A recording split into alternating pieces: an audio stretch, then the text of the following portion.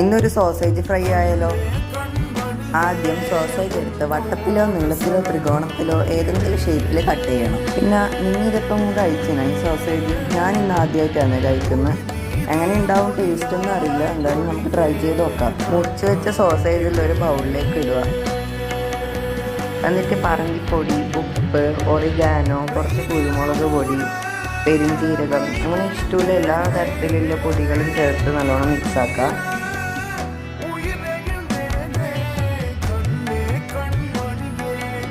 വേണമെങ്കിൽ കുറച്ച് വെളിച്ചെണ്ണയും കൂടെ ഒഴിച്ചു കൊടുക്കുക.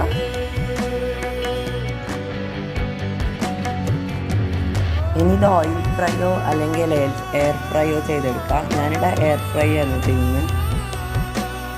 ഒരു 150 ഡിഗ്രി സെൽഷ്യസിൽ 10 മിനിറ്റ് കുക്ക് ചെയ്താൽ മതിയാവും.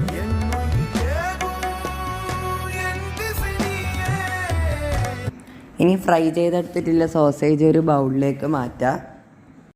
അതിലേക്ക് കുറച്ച് ടൊമാറ്റോ കെച്ചപ്പ്, മൊസറല്ല ചീസ്, മല്ലിയില ഇതെല്ലാം ഇട്ട് കൊടുക്കുക.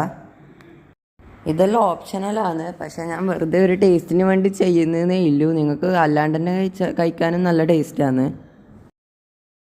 അപ്പം നമ്മൾ സോസേജ് ഫ്രൈഡ് റെഡി ആയിട്ടുണ്ട്.